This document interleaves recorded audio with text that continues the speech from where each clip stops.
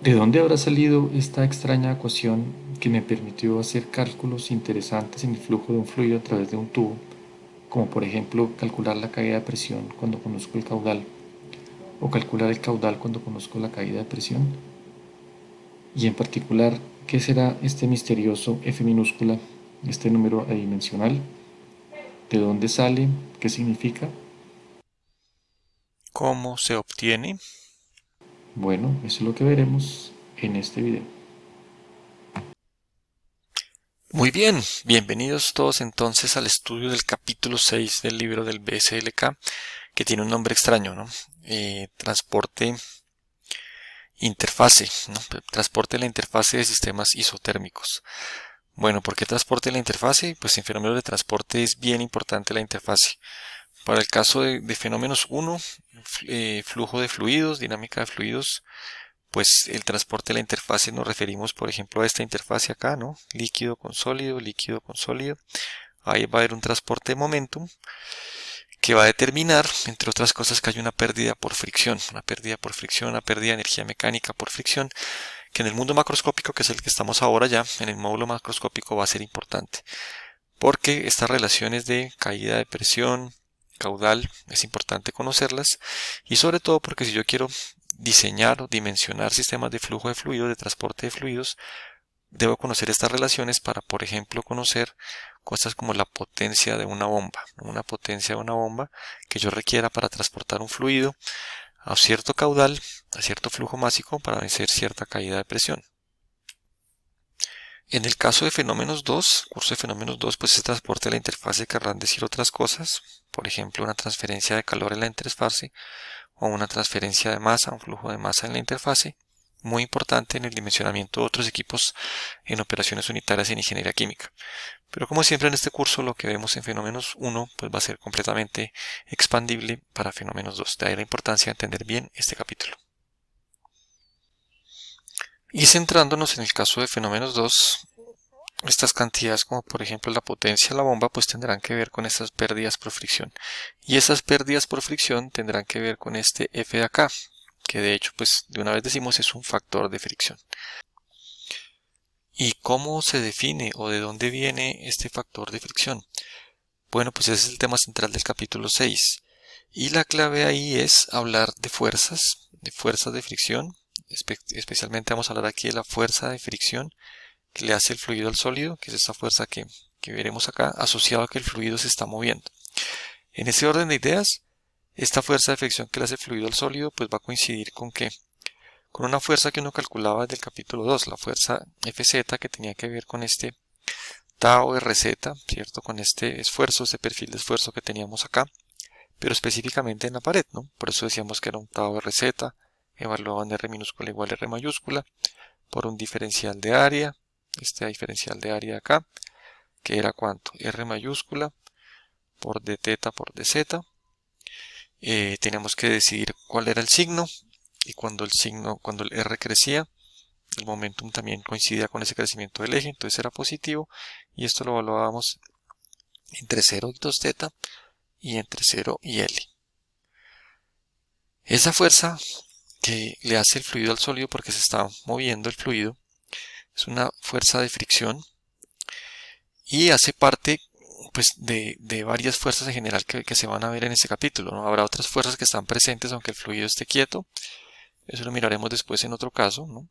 Pero en general hablamos en este capítulo de fuerzas, pongámosle aquí vector fuerza, que hace el fluido con el sólido, ¿no? Eso es lo que está acá, fuerza de interacción, fluido sólido, que como decimos se puede dividir en dos grandes partes, ¿no? Una fuerza estática, aunque el fluido esté quieto, por eso está el S de estática, y otra debido al movimiento del fluido, donde una parte es la fuerza de arrastre, ¿no?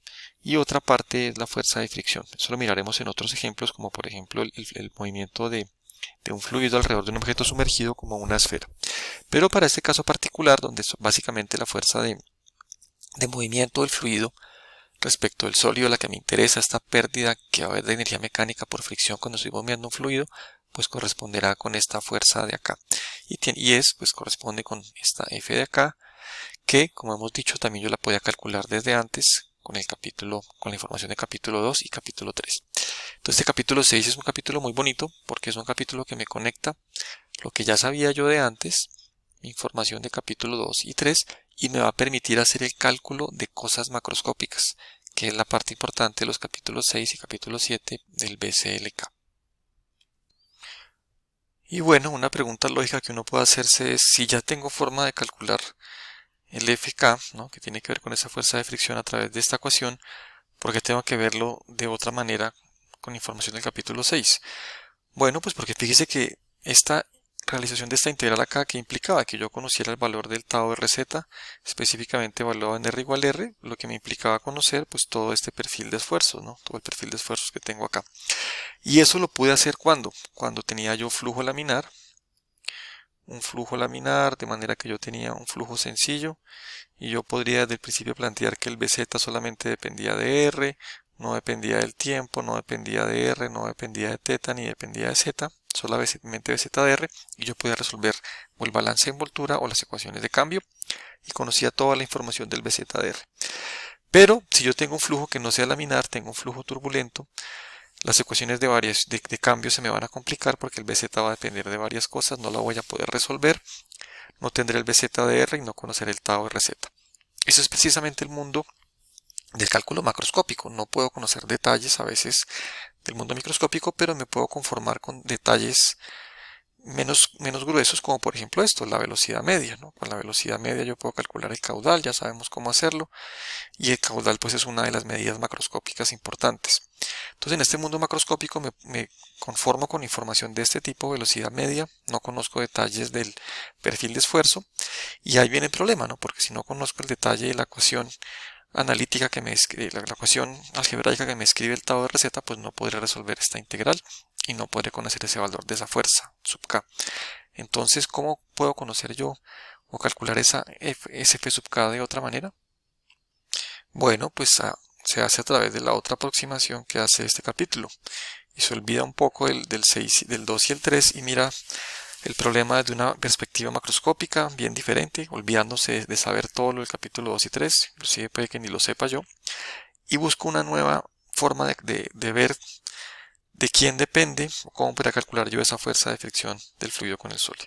Entonces, ¿de quién dependerá? ¿De quién será proporcional? Bueno, pues seguramente va a ser proporcional al área de contacto, ¿cierto? El área de contacto, esta área superficial, todo este sitio donde está en contacto el fluido con el sólido, pues entre mayor sea esa área de contacto, pues seguramente va a haber mayor fuerza de fricción, y por eso pues la pongo de esta manera. ¿Y con quién tendrá que ver seguramente? Pues con la energía cinética, ¿no? Una energía cinética por unidad de volumen, ¿no? Entre más rápido vaya el fluido, entre más energía cinética tenga, pues mayor será la pérdida por fricción, mayor será esa fuerza de fricción, tiene sentido. Para conservar la nomenclatura que utiliza el libro del BSLK, entonces a la energía cinética por unidad de volumen la suele llamar K. ¿Listo? Entonces sería área por el área de contacto, es un área característica, ¿cierto? Es un área característica. En este caso, pues un área de contacto también se suele llamar el área húmeda, que mirábamos acá. Área húmeda, pues porque está en el área donde está en contacto el sólido con el fluido, ¿no? La parte interna del tubo con el fluido. Y energía cinética por unidad de volumen, como decimos la nomenclatura, pongámosle K. ¿Y cómo hago yo para convertir una proporcionalidad en una igualdad? Bueno, pues con una constante de proporcionalidad. Y esa constante de proporcionalidad en este caso pues es precisamente el factor de fricción. O sea que esta ecuación de aquí es una ecuación que me define el factor de fricción F. Esto es en general, y ahora pues para el caso del tubo que tenemos, podemos saber exactamente el flujo dentro de un tubo. Podemos saber pues cuánto vale esa área, ¿no? ¿Cuánto es esa área? 2pi R por L, ¿cierto? El área donde está en contacto el fluido con el sólido, que en este caso es el tubo. Y la energía cinética por unidad de volumen será pues un medio de ρ por la velocidad media, ¿cierto? El BZ medio al cuadrado multiplicado por F. Aquí entonces ya he avanzado mi problema porque mi objetivo era conocer cuánto vale FK, y ya puedo decir que FK lo puedo calcular de esta ecuación. El problema ahora es saber cuánto vale F, ¿no? Tengo el problema de saber cuánto vale F. Bueno, y la forma de saber cuánto vale F para el caso del tubo es utilizando información que yo también conozco del mundo macroscópico. ¿Qué información conozco yo también del mundo macroscópico? Bueno, pues yo puedo hacer un balance de fuerzas, ¿cierto? Puedo hacer un balance de fuerzas en la componente Z. Y si este fluido está en equilibrio, si no está acelerado, entonces, ¿qué puedo decir yo? Hago el balance de fuerzas en Z. Entonces sería que sumatoria de fuerzas en Z, ¿no? ¿Quiénes están en Z? Bueno, entonces aquí fíjense que yo puse esto como presión modificada, ¿cierto? Presión modificada, por tener en cuenta que pues los términos de presión y de gravedad, porque no sabemos si este cilindro está horizontal como está dibujado ahí, o podría estar aquí con un ángulo, o podría estar vertical, ¿no? Y ahí pues habría ya componentes del vector gravedad afectando, además de la presión, ¿no? Ahora aquí habrá una presión minúscula P0, una presión minúscula PL, aquí también, ¿no? Pero pues una forma, como ya sabemos, de integrar los dos términos de presión y de gravedad, pues es hablar de la presión modificada. Entonces me desentiendo un poco de la orientación, porque todo está considerado ahí. Entonces puede haber fuerzas de gravedad y fuerzas de presión. Puede estar más apretado aquí el fluido en este lado que en este. Habrá un PL, un P0, perdón, aquí un P0 minúscula mayor que el PL. También puede haber gravedad, componente de la gravedad dependiendo de la orientación del tubo. Entonces las integro en la caída de presión modificada. ¿Y cuál sería entonces esa fuerza de presión modificada? Entonces, ¿cómo convierte uno de presión a fuerza? Bueno, aquí modificado, presión modificado a fuerza, ¿cómo lo convierto? Pues multiplico por el área, ¿cierto? La presión es fuerza sobre área. Entonces aquí, para pasar de presión a fuerza, pues multiplico por área. ¿Cuál área? Bueno, pues en este caso es el área transversal, ¿no? Esta área acá, el área transversal del tubo. En este caso es el área transversal, ¿no? La diferencia de presiones multiplicado por esta área transversal es la que me da la fuerza. Entonces sería aquí pi r cuadrado. ¿Y qué otra fuerza estará presente? Pues precisamente la que estamos queriendo estudiar ahora, ¿no? La fuerza de fricción que hace, el fluido hace una fuerza sobre el sólido, ¿cierto? El fluido ejerce una fuerza acá en esta dirección sobre el sólido, pero por acción y reacción, que sabemos de la ley de Newton, pues habrá una fuerza en el sentido contrario de igual magnitud que hace el sólido sobre el fluido, que es la que le hace perder energía mecánica. Entonces esa fuerza de fricción pues está ahí, es lo que hemos llamado el F sub K, y pues se opondrá, ¿no? Digamos que, bueno, aquí dependiendo cómo es la caída de presión y demás, pero pues sería que esta sería como la causa del movimiento del fluido, y esta sería pues la causa de que el fluido esté frenándose. Si el fluido no está acelerado en Z, que es lo que estamos diciendo, no está acelerado en Z, entonces nuestro balance de fuerza nos tiene que dar 0. Este es el caso que estamos estudiando, un fluido que no está acelerado en Z. Y que nos quedará entonces que ese F sub K es igual al pi r cuadrado P0 modificado menos PL modificado. Y es otra forma de ver este valor del F sub K. Entonces, ¿qué tengo? Dos formas de ver F sub K, dos formas diferentes, pero es el mismo F sub K y lo que puedo simular los términos. ¿Y para qué voy a hacer eso? Bueno, pues para encontrar una expresión del F minúscula, que era lo que yo quería encontrar. Entonces, igualando 1 y 2, me queda 2pi r L, un medio de ρ. Bueno, aquí yo puedo simplificar los dos. A veces lo hago, otras veces no lo hago para conservar unos términos que pueden ser interesantes. Y esto va a ser igual al pi r cuadrado P0 modificado menos PL modificado. Entonces, despejando el F y cancelando algunos términos, R cuadrado, el pi, me queda de esta manera, despejando acá.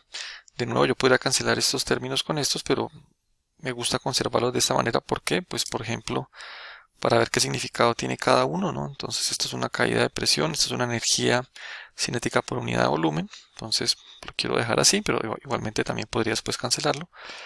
Y finalmente, pues se suele expresar, en vez de hablar del radio, hablar del diámetro, ¿cierto? Entonces me quedaría, diámetro es R medios, y ese 1 medio lo paso para acá.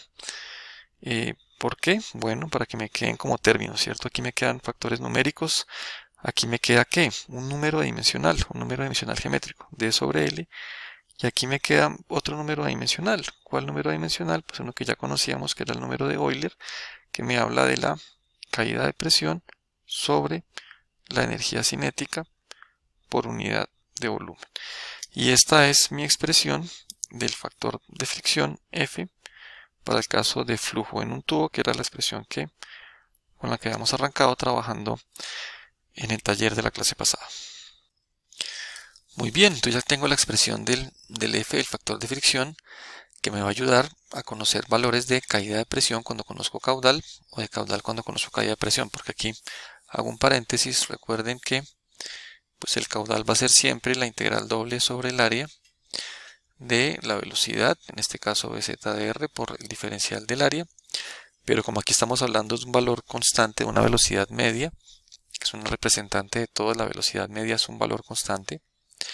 Entonces en ese caso esa velocidad constante pues no depende del área, es constante en toda la sección transversal, sale de la integral y me va a quedar velocidad media multiplicado por la integral doble sobre el área del diferencial de área, pues eso es igual al área, ¿no? Entonces velocidad media por área me va a dar el caudal. Entonces yo tengo formas, bueno, y a veces ya inclusive uno deja de escribir velocidad media, cuando ya está en el mundo macroscópico uno a veces ya sabe que cuando habla aquí de velocidad sin ponerle aquí abajo el vector sino velocidad, pues se está refiriendo a eso, ¿no? Y se queda uno con la expresión de caudal igual a velocidad por área.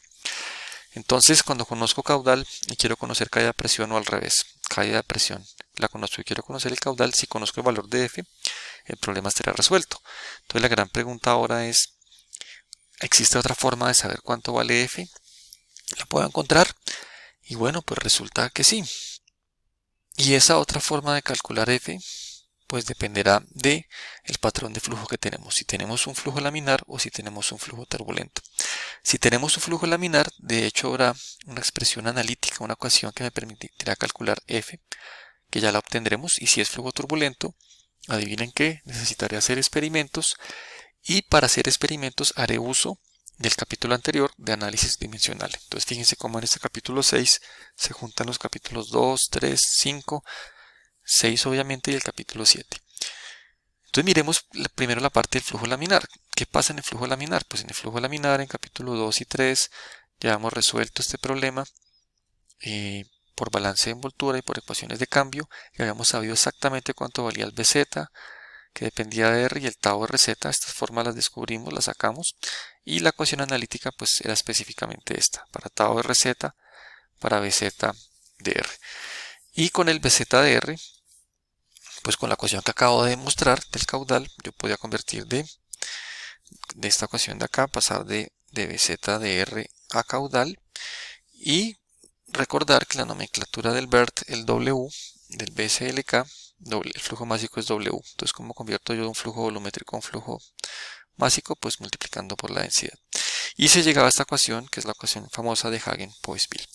Bueno, pues haciendo uso de esta ecuación que funciona para flujo laminar, yo puedo saber cuánto vale exactamente el F minúsculo, el factor de fricción.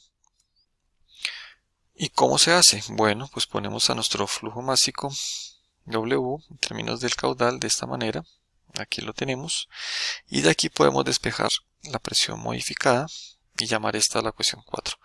¿Por qué hacemos esto? Porque la presión modificada también yo la puedo obtener de mi ecuación de definición del factor de fricción, llamémosla 3. Entonces de ahí puedo despejar la caída de presión modificada. Aquí sí pues cancelo los términos que me conviene para simplificar un poco, y me queda de esta manera. Ambas son ecuaciones de caída de presión modificada, esta en general para un flujo en un tubo en general, y la ecuación 4 en particular para el flujo laminar.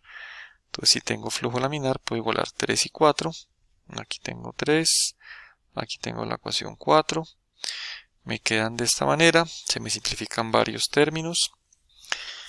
Se me simplifica la longitud del tubo, no tiene que ver. Puedo pasar este factor numérico para acá. El caudal lo pongo en términos de velocidad media por área. ¿Cuál área? El área transversal, pi r cuadrado, hace que se me simplifiquen los pis. Se me simplifica también una velocidad, y finalmente pongo radio en términos del diámetro medio elevado al cuadrado. Reorganizo, pongo finalmente los términos numéricos. Aquí me queda un medio al cuadrado, me queda un cuarto, lo paso para arriba, me queda 16, me queda mu, me queda el diámetro. Y bueno, aquí lo que hago es despejar F, que era lo que estábamos buscando, ¿no? Despejar F a partir de esa igualdad de entre 3 y 4. entre la definición del factor de fricción para un tubo y la ecuación de Hagen-Poiseuille, que es esta ecuación de acá, que es para flujo laminar. Y finalmente, ¿qué me queda? Pues me queda que F es igual a 16 por mu sobre D, velocidad media ρ, y adivinen quién es ese. Pues es el inverso del número de Reynolds. Entonces, para este caso de flujo laminar, me queda que F, ese factor de fricción, es igual a 16 sobre Reynolds. Y eso pues es importante, pues porque ya teniendo el valor del factor de fricción F, sabiendo de qué depende, pues entonces si tengo valores del número de Reynolds puedo saber cuánto vale F y tendré solucionado el problema de caídas de presión para cuando conozco caída de presión conocer caudal, o al revés, cuando conozco caudal conocer caída de presión, en este caso para flujo laminar. Muy bien, muy interesante el caso del flujo laminar, porque ya tenemos una forma de calcular F en función de términos conocidos, de un número dimensional muy conocido que es el número de Reynolds. Pero ¿qué pasa si el flujo dentro del tubo no es un flujo laminar? Si estoy bombeando muy rápido y la cosa no es laminar sino que es turbulenta. Pues ¿qué va a pasar? Pues que ya esta expresión del perfil de velocidad pues no la voy a conocer, no será cierta porque no la voy a conocer, no voy a haber podido resolver las ecuaciones de cambio ni el balance de envoltura, y si esto no es cierto, porque no sé cuánto es, pues eso tampoco va a ser cierto, y tampoco va a ser cierto esta ecuación de Hagen-Poiseuille, porque estoy en flujo turbulento. Entonces, ¿qué hacer en este caso? Bueno, pues una forma de mirar el asunto es las cosas que sí siguen siendo ciertas. Entonces, a pesar de que sea turbulento, esta ecuación sigue siendo cierta. El factor de fricción F para un tubo sigue siendo este. ¿Por qué? Porque independientemente de laminar o turbulento, de dónde vino esa ecuación, vino de igualar dos ecuaciones. Esta ecuación vino de igualar dos ecuaciones, donde una era el balance macroscópico de fuerzas, que eso sigue siendo cierto si uno es laminar o turbulento, que era la ecuación 2, y la ecuación 1, que era una definición del factor de fricción que venía de imaginarme, de otra forma de imaginarme esa fuerza de fricción de quién dependía, de un área de contacto, una energía cinética por unidad de volumen, y que la proporcionalidad se volvía a igualdad con ese factor de fricción. Entonces todo eso sigue siendo cierto, de manera que esta ecuación de acá es cierta. También, que seguirá siendo cierto, pues esta integral, si una forma de calcular la fuerza de fricción, como yo sabía de capítulo 2. Entonces, estas dos ecuaciones siguen siendo ciertas acá, las negras para flujo turbulento. Y para laminar, fíjense que una cosa interesante, aquí vuelvo a laminar, por eso vuelvo y lo pongo en azul. Vuelvo y pongo en azul. En laminar el tau de RZ tiene un valor conocido, de tal modo que yo lo puedo reemplazar acá, ¿no? Entonces pongo este tau de RZ acá, para poder hacer esta integral, saber cuánto vale FK. Me queda de esta manera. Aquí me sobró un cuadrado, perdón, esto es P0 menos PL por R minúscula sobre 2L, pero como es en R minúscula igual R, entonces me queda aquí este R de acá y este R del diferencial de área.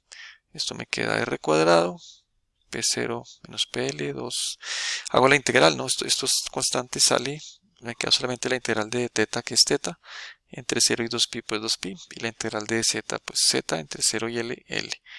Se me cancela el 2, se me cancela el L, y me queda, adivinen qué, pues pi r cuadrado por P0 menos PL, que es el mismo resultado del balance macroscópico.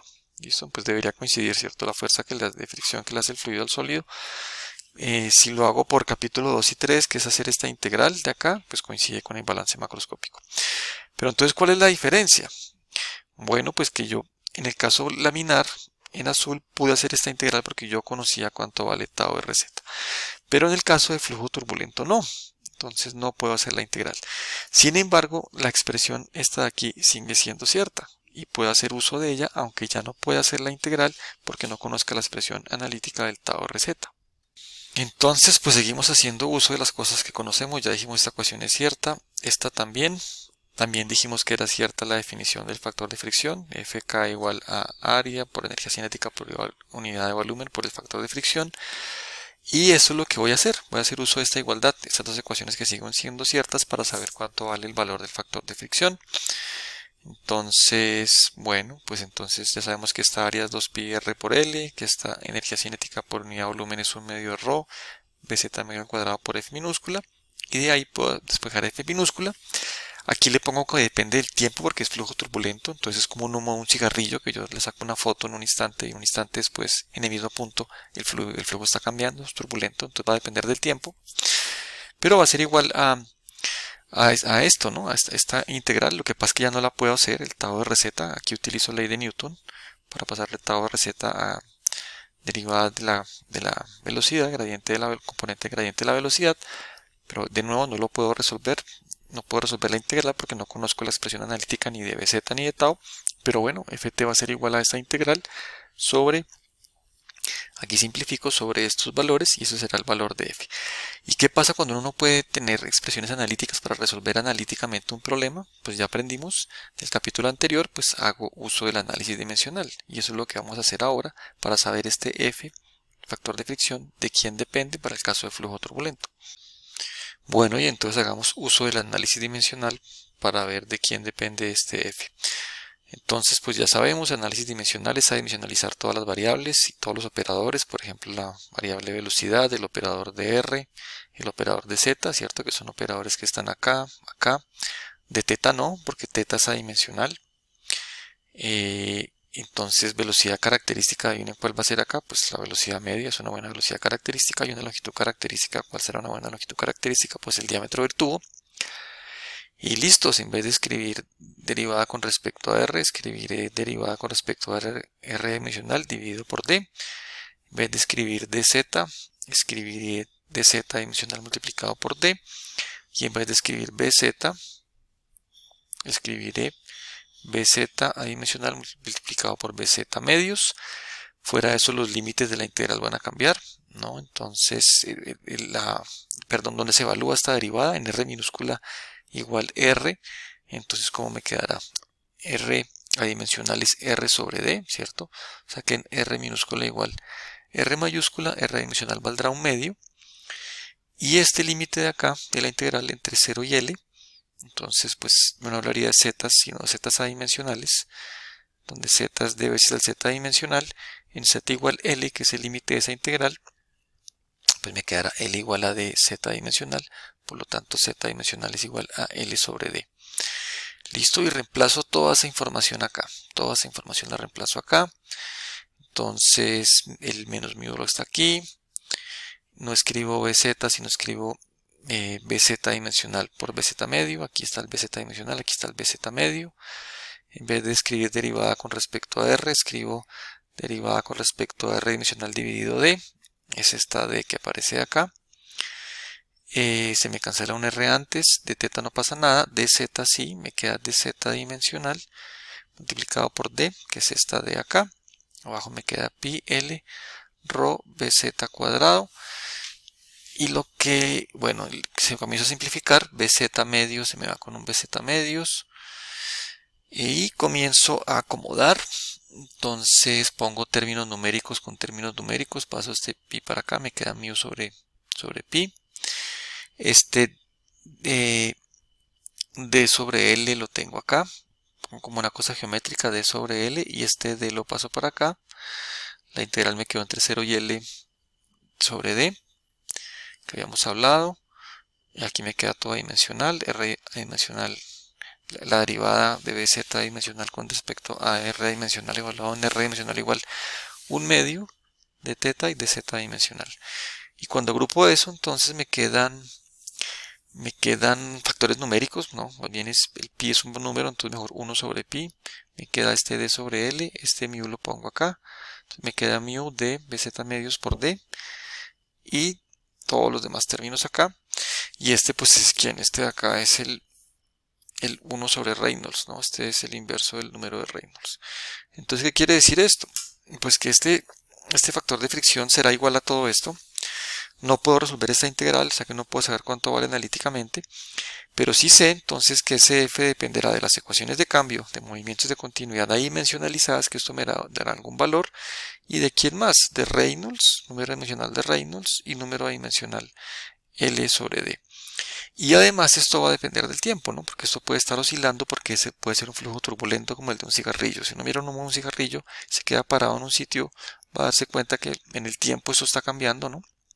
Entonces la velocidad puede cambiar en el tiempo, tiene fluctuaciones, Pero independientemente de las fluctuaciones, cuando uno está en un restaurante, al lado de un amigo que fuma cigarrillos, un sitio donde permitan fumar cigarrillos, pues por ley de Murphy uno se hace en la dirección donde va el humo del cigarrillo, ¿no?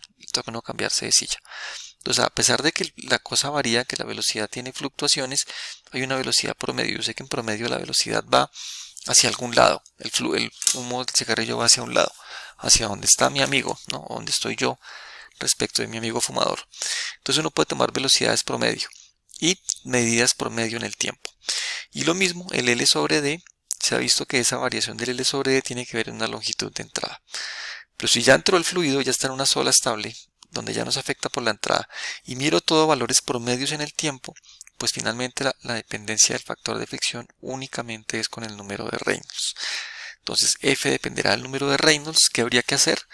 Pues hacer experimentos, ¿no? El flujo laminar ya sé exactamente cómo es la dependencia con el número de Reynolds, que es 16 sobre Reynolds. En el caso de flujo turbulento tendría que hacer experimentos. Y la buena noticia es que esos experimentos en flujos en tuberías ya han sido hechos esos experimentos para calcular F y Reynolds. Reynolds, ¿cómo lo calculo? Pues por mi definición de Reynolds que ya conozco, y F también por la definición que ya aprendí en este video acerca de cómo calcular F. Entonces puedo hacer mediciones de estas cosas, caídas de presión, velocidades, calcular Fs, y lo mismo hacer mediciones de diámetros, velocidades, densidades y viscosidades y calcular Reynolds, y con base en ellos construir estas gráficas de F, factor de fricción, contra el número de Reynolds. Entonces, si yo ya conozco el número de Reynolds de mi flujo, si conozco dB, ρ y μ, puedo calcular Reynolds, y mirando estas gráficas de acá, supongamos que Reynolds me dio 1 por 10 a la 5. Entonces voy acá, tengo el punto de cuánto vale F. Y a partir de esta gráfica podría saber cuánto vale F. O también a partir de correlaciones, como esta de acá que veremos en la próxima clase. Pero en términos generales, haciendo experimentos, haciendo correlaciones, haciendo estos gráficos, conociendo cuánto vale Reynolds, puedo saber cuánto vale F. Y sabiendo cuánto vale F, pues voy a mi definición.